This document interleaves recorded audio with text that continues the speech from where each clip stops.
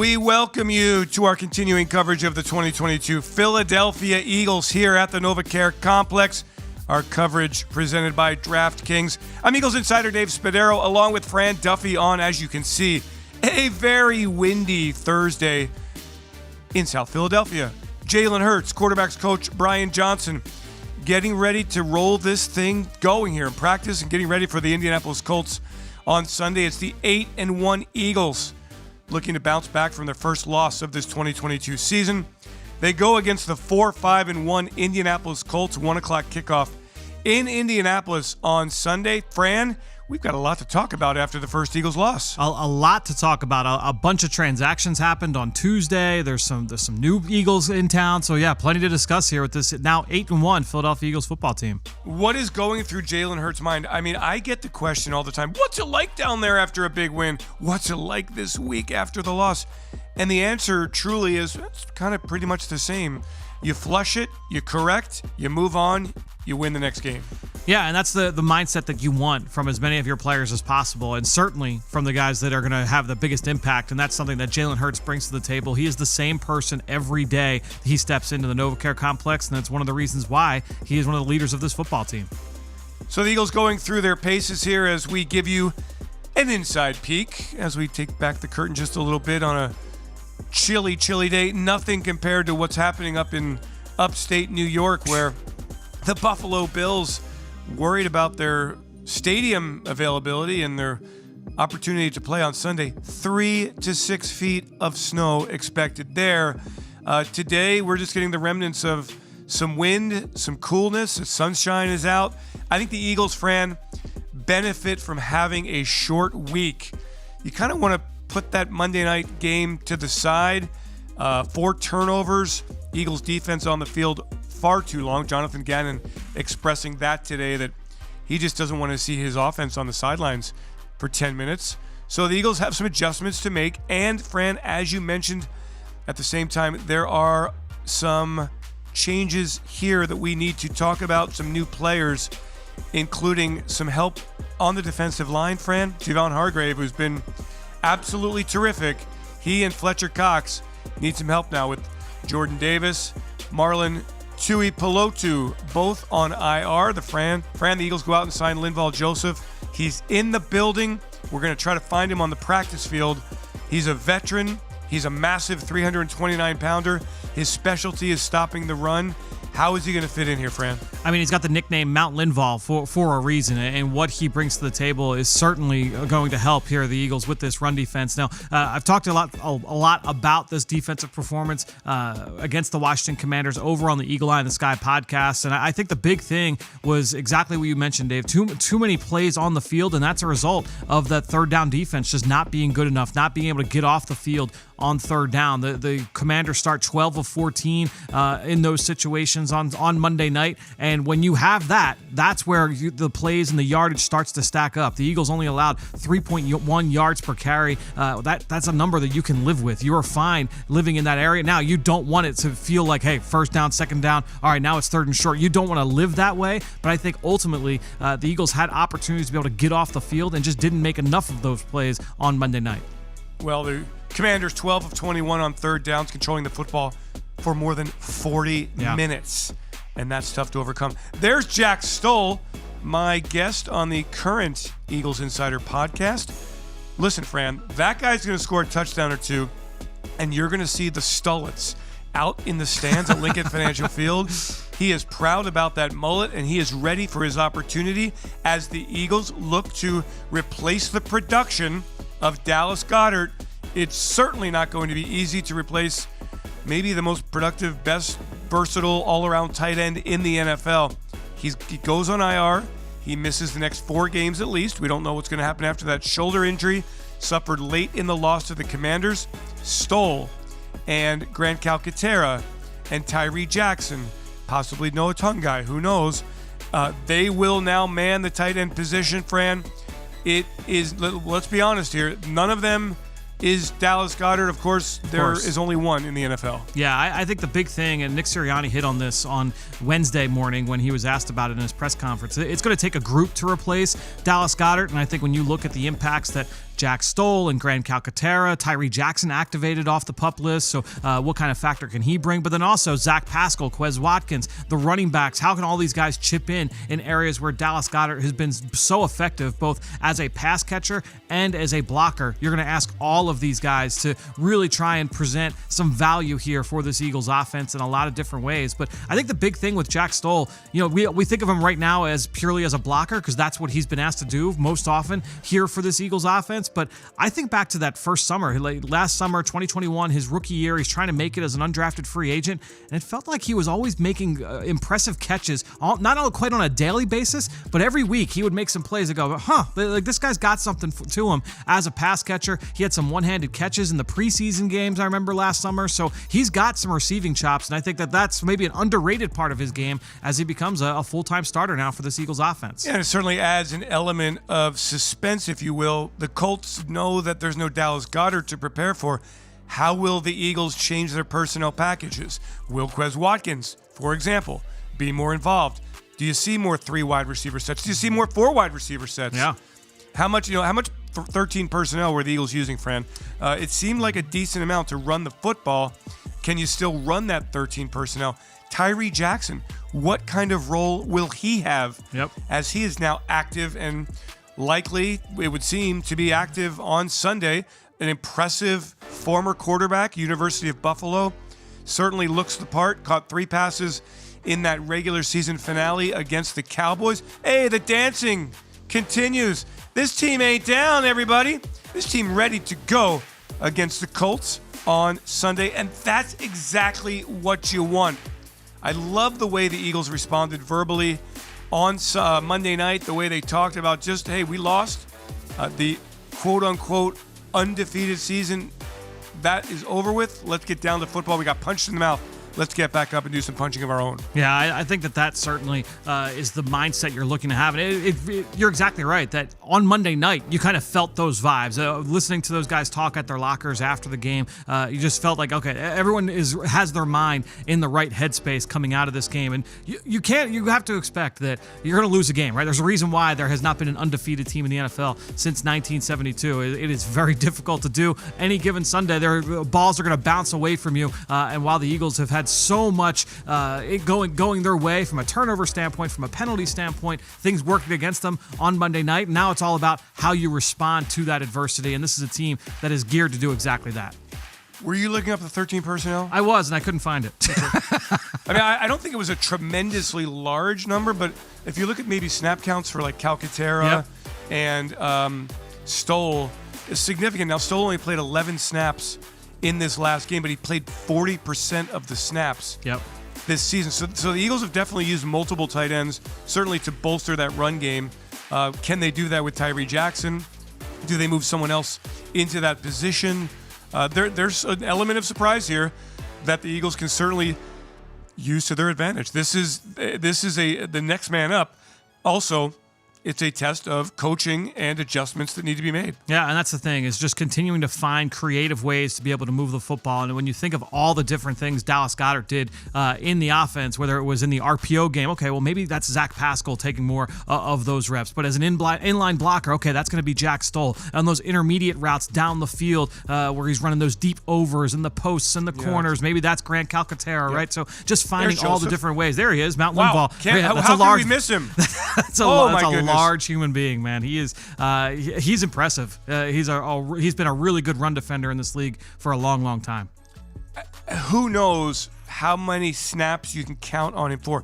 But he's a veteran in the league. He's been a Pro Bowler, won a Super Bowl. I mean, he knows how to keep himself ready, and he knows how to step into a defense. Similar schemes, Fran, right, to what he played with the Chargers and with the Vikings when Jonathan Gannon was there. Yep, when Jonathan Gannon and Nick Rallis, the Eagles linebackers coach there in Minnesota with Linval Joseph. And also, kind of a thing that is interesting as well, a nice person to have in the building for Jordan Davis. For a guy that, not exactly the same skill set, Davis a more athletic physical specimen, but for a guy that can be that run defender inside, a nice veteran for Jordan Davis to be able to kind of pick his brain over these next few weeks as well. Yeah, the Eagles agreed to terms yesterday with Joseph. Obviously, he comes in and signs his contract today on the practice field. And I think everybody's hopeful that he will have some kind of role, some kind of impact Sunday against the Colts. Let's kind of shift gears here, Fran, and talk about the Indianapolis Colts, who, hey, a week ago, everybody had an opinion of owner Robert Irsay and the interim head coach Jeff Saturday, and how could the Colts do this? How could they fire Frank Reich? How could they promote somebody from ESPN, somebody outside of their coaching ranks? Lo and behold, I don't think anybody's saying that anymore. Colts go into Las Vegas on Sunday, beat the Raiders, last-minute defensive stand. Matt Ryan playing very well at the quarterback position, 21 of 28, 222. Jonathan Taylor, a 66-yard touchdown run. I think 2 negative plays for the Colts in 56 offensive snaps. That's kind of the Colts team that we expected to see at the beginning of the season, Fran. Yeah, I mean, this is a team, number one, the defense is really good. It's a really good defensive football team. You have to remember, they beat the Kansas City Chiefs back in week 3. They've beaten some good teams so far this season, but I think ultimately, offensively, their game plan was simple. We're going to lean on Jonathan Taylor in this run game. We're going to get back to basics from that standpoint. The ball is not going to be in Matt Ryan's hands for long, and that was the other big thing, is changing back to the veteran quarterback, Matt Ryan. That was a big change that was a little bit unexpected. People didn't think that was going to happen. They said at the initial press conference for Jeff Saturday that Sam Ehlinger, the young second-year quarterback, was going to remain in the starting lineup, but late in the week, that changed. And so Matt Ryan steps in, and the ball was out of his hands, Dave, in like 2.22 seconds, something crazy fast. And against this Eagles defensive line, I think that's going to be a formula they are going to try and replicate. They don't want to expose that offensive line in pass protection against this Eagles defensive front. So I would expect them to lean on Jonathan Taylor, and once again, that quick passing game, which now puts the onus on the back seven. You cannot let yards after catch happen here in this football game. If the ball's going to come out fast, the sacks aren't necessarily always going to be there. That means that the defense has to be able to get those guys down. Michael Pittman, Paris Campbell, the rest of Mo Alley Cox at tight end. Don't allow those big plays to happen after the catch here in this football game. The focal point of this offense is Jonathan Taylor from nearby Salem High School, New Jersey State rushing champion, played at the University of Wisconsin, first player in history to run for more than 6,000 yards in a 3-year span, unanimous All-American, Doak Walker Award winner, second-round pick in the 2020 NFL Draft, 41st overall, Fran. And he's been sensational. Last year led the NFL in both rushing yards and touchdowns, All-Pro and Pro Bowl player. Has had some injuries this year, but last week, that 66-yard touchdown run over 140 against the Raiders would indicate that he's back. Yeah, this is a big back who has got a second and third gear when he gets up into space, and so he can erase angles really fast. That's exactly what he did on that 66-yard touchdown run. And I think the big thing is that this offensive line, they've made a lot of changes over the course of the last few weeks. They've been trying to cycle in who's the best 5, what's the best combination, how do you get those guys going, and they found a combination that worked for them in week 10. It seems like they're going to stick with that 5 here. Will Fries is a young player at right guard who really got after it in the run game. Quentin Nelson, we all know, is an all-pro at the position. Ryan Kelly, a really good starter at the center spot as well. So I think when you look at this offensive line, the interior 3 is where they are strongest right now. But again, they're going to lean on the run game and getting after these guys at the point of attack. Yeah, and it was interesting listening to Jonathan Gannon as we take a look at Chauncey Gardner-Johnson, 6 interceptions, highest in the NFL, versatile player, playing some of that nickel cornerback role as well.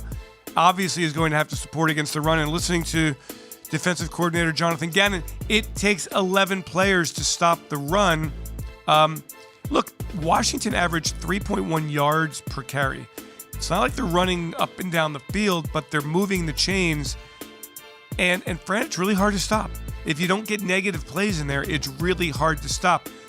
Might we see Jonathan Gannon being more aggressive with some of his run calls? I think it'll be interesting to see because at the end of the day, look, when you look at week 10, just in a vacuum, the Eagles gave up 156 yards on the ground, and obviously that is not ideal. But Dave, that was 16th in the NFL last week. 4 teams allowed 200 plus yards. The running game is back. The run game is back around the league right now. The teams are averaging 4.5 yards a carry. That is the highest it's ever been at this point in the season.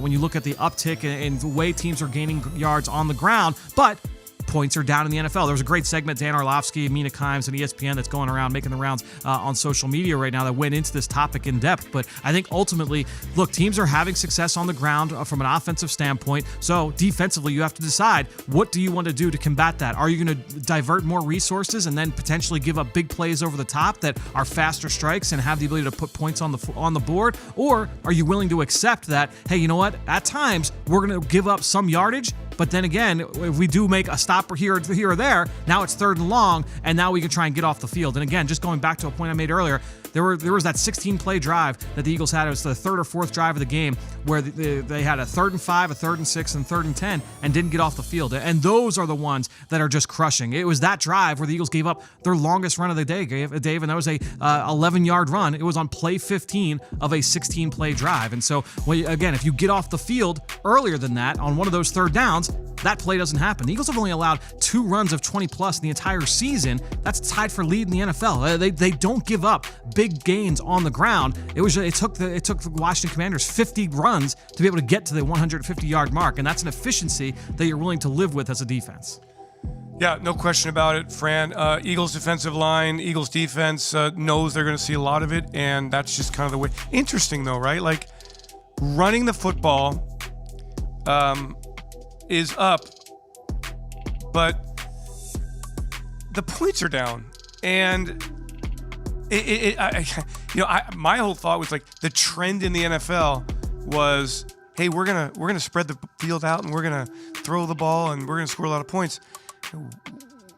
Coming back to the run, if you're not scoring more points, like, isn't the object to score a lot of points? That is the goal, right? And that's what is one of the big things we've heard from Nick Sirianni since he's been hired. Rose was smiling there. That's right, on the bottom left of our screen. This league right now, it's about big plays created and big plays stopped. And right now, the Eagles are not giving up big plays both through the air or on the ground. They are not allowing big plays on the ground. And so, you cannot stop everything. I think that's just a reality that you have to be okay with. Is you can't stop everything in defense. The defense is hard. The guy on your left, TJ Edwards.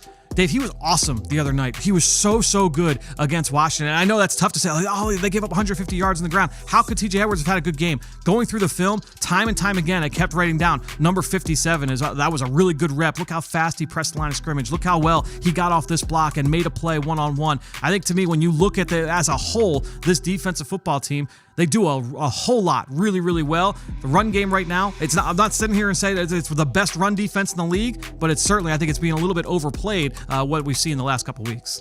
So interesting. We are getting ready for the Indianapolis Colts. Devontae Smith there figures to be a very large factor in the Eagles offense, as we obviously expect. A terrific wide receiver. He and A.J. Brown, really important, Fran, I think, to get them back into the groove. Hard to do that when you, in the first half last Monday night, ran just 19 plays. You're right. How do you see that matchup with Devontae, with A.J., Quez, Zach, against a Colts cornerback group led by Stephon Gilmore? Well, they play more single high defense than anyone in the NFL. And what that means is they're going to play with one high safety, a free safety in the middle of the field, and then a strong safety rolled down close to the line of scrimmage. That strong safety is Rodney McLeod. So you're going to see him closer to the line of scrimmage. It's the reason why they are one of the best run defenses in the NFL by basically every metric, Dave, is that they are really, really good up front in the box, and McLeod has done a great job playing top down as a run defender. But what that means is that with that single high safety, you are going to have one-on-one matchups on the outside. And so whether it's man or zone, you are going to see Devontae Smith and A.J. Brown, if they're lined up out wide, if you could factor in Quez Watkins in there as well, if he's lined up outside the numbers, going up against Stephon Gilmore, who's had a really good year in his first year in Indianapolis, playing for Gus Bradley. They've got a couple of other young corners that they are cycling in there as well. Brandon Faison, they signed in free agency. He's been playing for Gus Bradley for the last few years, but Isaiah Rodgers has really stepped in as the other starter, and it seems to have entrenched himself. So I think when you look at that matchup, that's where we say, okay, like getting Devontae on Isaiah Rodgers, A.J. Brown against Isaiah Rodgers. A.J. Brown, by the way, he's had some experience beating up on this Colts defense. Yeah, no question about it. And look, you really want to get those chunk plays, those explosive plays. And the Eagles did. I mean, the offense, again, Fran, I'm going to go back to this. People ask me, what's the negative, what's the positive here?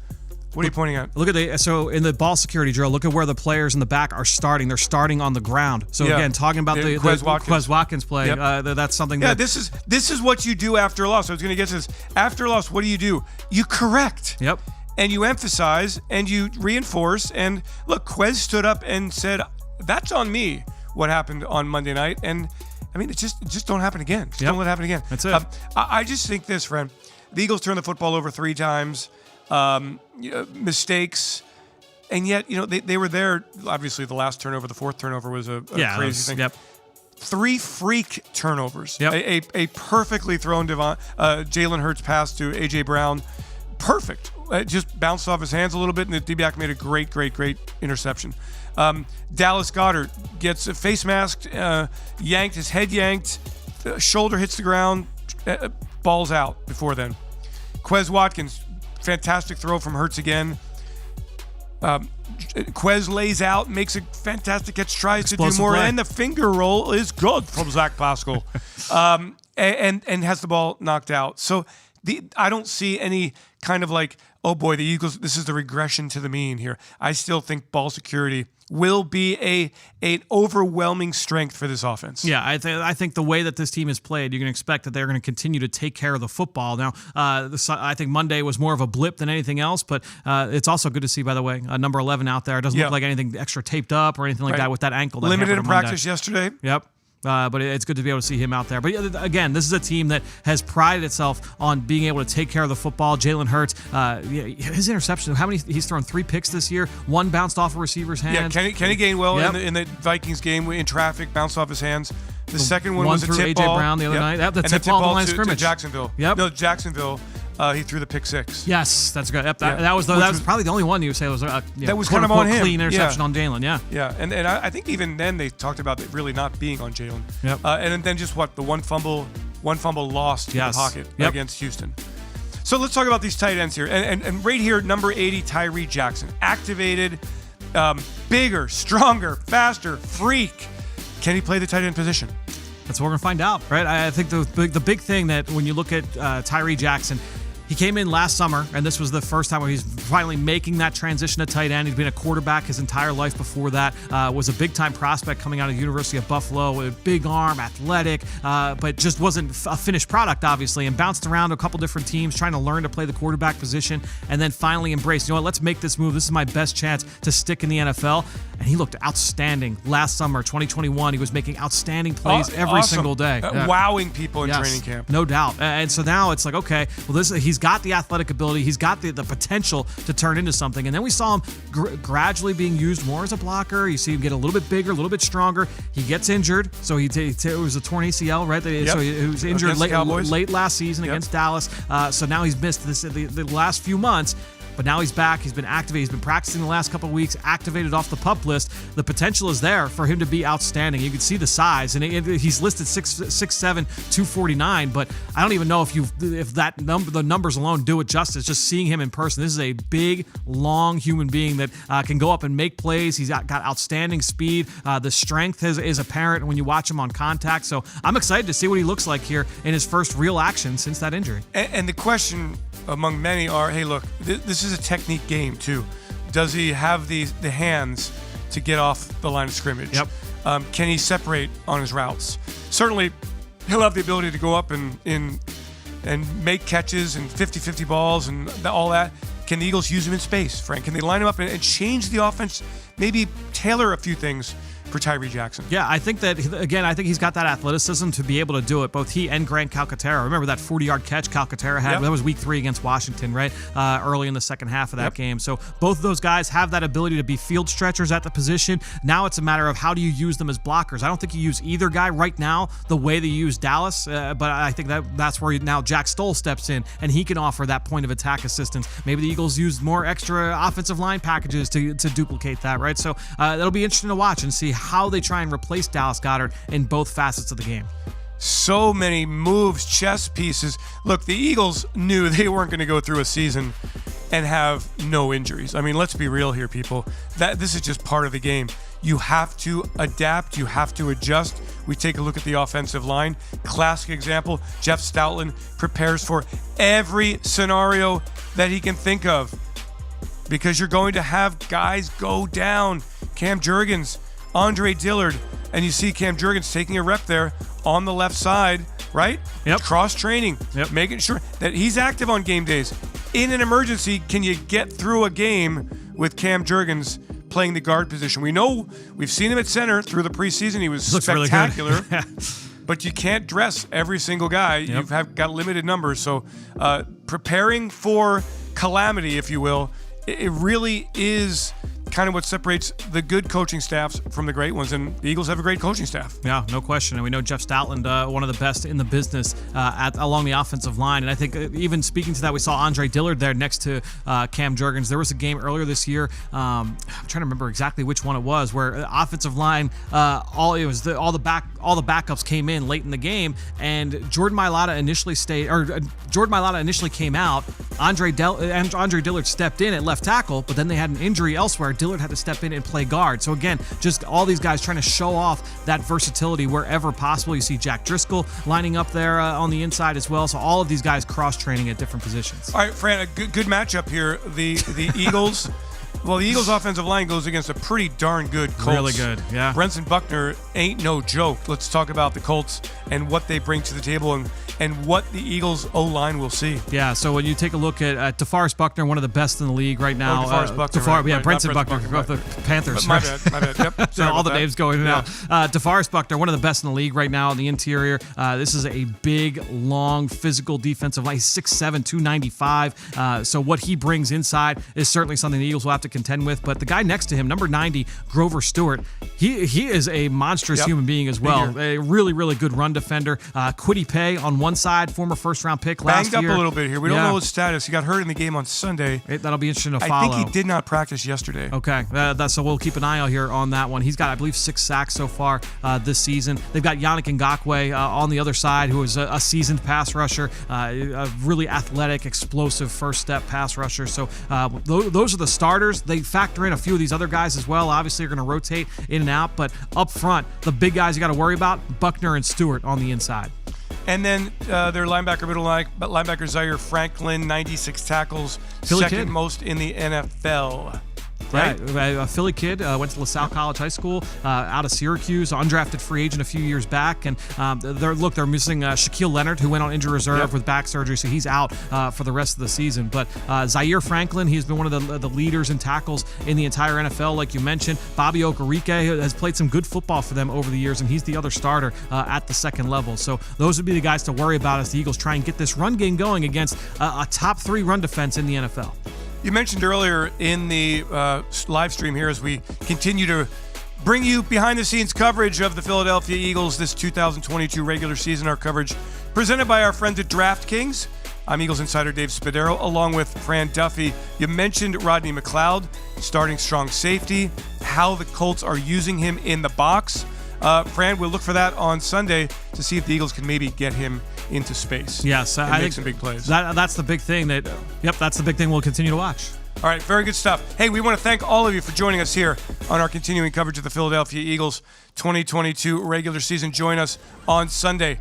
The pregame show, or the kickoff show, presented by Little Caesars, comes your way at 12:10 with Ella, with Fran here at the NovaCare Complex, and I'll be at Lucas Oil Stadium on Sunday. Until then, everyone, have yourselves a great Eagles day. Fly, Eagles, fly, and go Birds!